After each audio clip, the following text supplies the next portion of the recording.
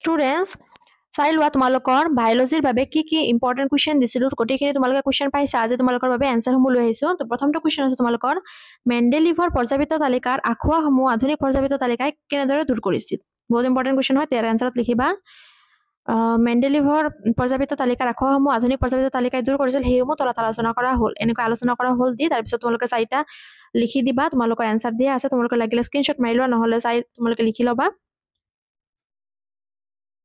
next 2 number question আছে আমাৰ পাকস্থলীত এচিডৰ ভূমিকা কি তো তোমালোকে এনেদৰে লিখি দিবা পাকস্থলীত থকা এচিডৰ ভূমিকা হ'ল তাৰপিছত তোমালোকে দুটা পইণ্ট কৰি দিবা 2 মাৰ্কৰ আছে নেক্সট 3 নম্বৰ কুৱেশ্যন উদ্ভিদৰ দেহত পানী আৰু খনিজ লৱণ কেনেদৰে পৰিবহণ হয় তো ইয়াৰ এনচাৰত লিখিবা জাইলেম কলে হিপাৰ জৰিয়তে মাটিৰ পৰা আহৰণ কৰা পানী আৰু অন্য খনিজ লৱণ উদ্ভিদৰ বিভিন্ন অংশলৈ ওপৰত দিশে পৰিবহণ কৰাত সহায় কৰে এনেদৰে তোমালোকে ভালদৰে লিখি ল'বা নেক্সট 4 নম্বৰ কুৱেশ্যন ফিডবেক পদ্ধতি কি ইয়াৰ আনসাৰ লিখিবা ফিডবেক পদ্ধতি হৈছে এনে এটা প্ৰক্ৰিয়া যাৰ দ্বাৰা হৰমন নিহৰণৰ সময় আৰু পৰিমাণ নিৰ্ধাৰিত কৰা হয় বহুত ইম্পৰ্টেণ্ট কুৱেশ্যন আহিব পৰীক্ষাত 1 মাৰ্কৰ কুৱেশ্যন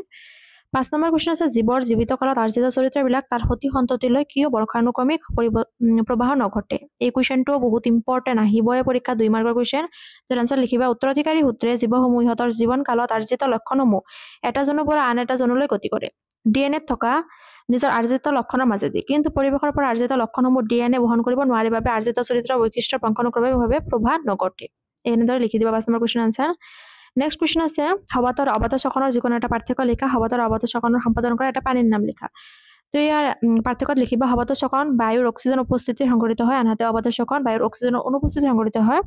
আৰু হবাতচকন সম্পাদন কৰা পানীৰ উদাহৰণ দিবা মানুহ জীৱ-জন্তু আৰু অবতচকনৰ পানীৰ নাম দিবা অনুজীৱৰ পৰজীৱী প্ৰাণী নেক্সট কুৱেশ্যন মানুহৰ দেহত সংঘটিত দ্বৈত ৰক্ত সংবহন তন্ত্ৰটো বৰ্ণনা কৰা ইয়াৰ প্ৰয়োজন কি তো এনসাৰত লিখিবা মেৰুদণ্ডী প্ৰাণীৰ ক্ষেত্ৰত তেজ চলাচল এটা চক্ৰ সম্পূৰ্ণ হ'বলৈ হৃদযন্ত্ৰৰ মাজেৰে দুবাৰ পৰিবাহিত হ'ব লাগে তেজৰ এনে পৰিবহণক দ্বৈত পৰিবহণ বোলে আৰু ইয়াৰ প্ৰয়োজন লিখিবা জীৱন প্ৰক্ৰিয়া চলিবৰ কাৰণে অধিক শক্তিৰ প্ৰয়োজন সেয়ে শৰীৰৰ বিভিন্ন কোষত অক্সিজেনযুক্ত তেজৰ পৰিবহণ দৰকাৰ অৰ্থাৎ শক্তিৰ কাৰণে দ্বৈত ৰক্ত সংবহন প্ৰয়োজন নেক্সট 8 নম্বৰ কুৱেশ্যনত আছে প্ৰজনন প্ৰক্ৰিয়া এটা অংশ হিচাপে ডিএনএৰ প্ৰতিলিপিকৰণৰ কিয় প্ৰয়োজন 2 মাৰ্কৰ কুৱেশ্যন আহিব এইটো পৰীক্ষাত তো আনসাৰত লিখিবা পিতৃ-মাতৃৰ নিচিনা বৈশিষ্ট্য অধিকাৰী সন্তান সন্ততিলৈ উৎপত্তি কৰে আৰু 2 নম্বৰ আছে পিতৃ-মাতৃৰ পৰা সন্তান সন্ততিলৈ চাৰিত্ৰিক বৈশিষ্ট্য বহনৰ বাবে আৱশ্যক হোৱা তথ্য বহন কৰে নেক্সট কুৱেশ্যন মানুহৰ সন্তানৰ লিংগ নিৰ্ধাৰণ কেনেদৰে কৰা হয় তো তোমালোকে ইয়াতে দি দিয়া হৈছে তোমালোকে এইটো লিখি ল'বা আৰু ডাঙৰ কুৱেশ্যন হয় সেইকাৰণে মই পঢ়ি দিয়া নাই তো তোমালোকে এইটো লিখি ল'বা নেক্সট 10 নম্বৰ কুৱেশ্যন আছে চাই লোৱা ভালদৰে নম্বৰ কুৱেশ্যনটোৰ এনসাৰ তোমালোকে এনেদৰে লিখি দিবা সমহস্ত আৰু সমবৃত্তি এইটো তোমালোকে পাৰ্থক্য দিছা তো তোমালোকক দি দিছো এইটো তোমালোকে নিজে লিখি ল'বা ভালদৰে এইটো নেক্সট কুৱেশ্যনত আছে যোজন কোষকে নিষেচন নহ'লে ডিম্ব কোষটো কি হয় বহুত ইম্পৰ্টেণ্ট কুৱেশ্যন আছে তো ইয়াৰ এনসাৰ লিখিবা পুংজনন কোষ আৰু স্ত্ৰীজনন কোষৰ মিলনক নিষেচন বোলে নিষেচনৰ ফলত শুক্ৰাণু আৰু ডিম্বাণুৰ দুয়োটা কোষ কেন্দ্ৰ মিলি এটা নতুন কোষ কেন্দ্ৰ সৃষ্টি কৰে ইয়াকে যোজন কোষ বোলে নিষেচন নহ'লে ডিম্ব কোষৰ আচ্ছাদক ভাঙি যায় এইখিনি লিখি দিবা তোমালোকৰ 2 মাৰ্কৰ কুৱেশ্যন নেক্সট 12 নম্বৰ কুৱেশ্যনত আছে মেণ্ডেলিভৰ পৰ্যাবৃত্ত সূত্ৰটোকে মেণ্ডেলিভৰ পৰ্যাবৃত্ত তালিকাৰ সফলতা এটা লিখা বহুত ইম্পৰ্টেণ্ট কুৱেশ্যন আহিব এইটো পৰীক্ষা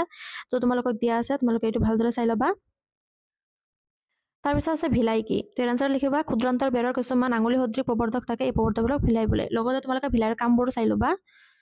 কুৱেশ্যনটো আছে তোমালোকৰ শোষণ হ'ব পৰাকৈ ক্ষুদ্ৰান্তত খাদ্য পাচন কেনেকৈ হয় তো তোমালোকে এইটো চাই ল'বা ক্ষুদ্ৰান্তৰ পাচন কেনেকৈ হয় তো ইয়াৰ এনসাৰ লিখিবা পাচিত খাদ্য শোষণ হ'ব পৰাকৈ ক্ষুদ্ৰান্তৰ ভিতৰবোৰত আঙুলি সদৃশ প্ৰবৰ্ধক থাকে এইবোৰক ভিলাই বোলে ভিলাইসমূহ ৰক্তনলীৰে আবিষ্কৃত হয় খাদ্যৰ পাচিত উৎপাদন শোষণৰ বাবে এই ভিলাইবোৰে পৃষ্ঠকালি বৃদ্ধি কৰে যাৰ ফলত খাদ্যৰ পাচিত উৎপাদনৰ শোষণ বৃদ্ধি পায় এইখিনি তোমালোকে লিখি দিবা আহিব এইটো পৰীক্ষা 2 মাৰ্কৰ কুৱেশ্যনবিলাক আছে নিষেচন আৰু পৰাগযোগৰ দুটা পাৰ্থক্য তো তোমালোকে লিখিবা নিষেচন প্ৰক্ৰিয়াত কোষৰ মিলন ঘটে আৰু পৰাগযোগ প্ৰক্ৰিয়াত কোষৰ মিলন নঘটে তাৰপিছত নিষেচন প্ৰক্ৰিয়া যোজন কোষৰ গঠন পাছত সংঘটিত হয় আৰু এইটো নিষেচন প্ৰক্ৰিয়াৰ পাছত সংঘটিত হয় পৰাগযোগত তো তোমালোকে এই দুটা লিখি দিলে হৈ যাব নেক্সট আছে প্ৰতিধনু কি প্ৰতিধনু অংগসমূহ কি তো তোমালোকে লিখি দিবা যিবোৰ স্নায়ু আৰু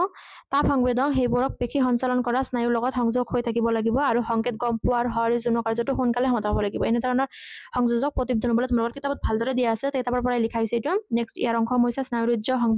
সংজ্ঞাবাহী নিউৰন আজ্ঞাবাহী নিউৰন অন্তঃপ্ৰতি নিউৰন এইবিলাক তাৰপিছত কুৱেশ্যন আছে দ্বিবিভাজন আৰু বহুবিভাজনৰ মাজত পাৰ্থক্য তো ইয়াৰ আনসাৰ লিখিবা দ্বিবিভাজন এককোষী জীৱৰ ক্ষেত্ৰত দ্বিবিভাজন সংঘটিত হয় আৰু বহুবিভাজন বহুকোষী জীৱৰ ক্ষেত্ৰত বহুবিভাজন সংঘটিত হয় আৰু দ্বিবিভাজন উদাহৰণ হ'ব এমিবা বহুবিভাজন হ'ব প্লেনেৰিয়া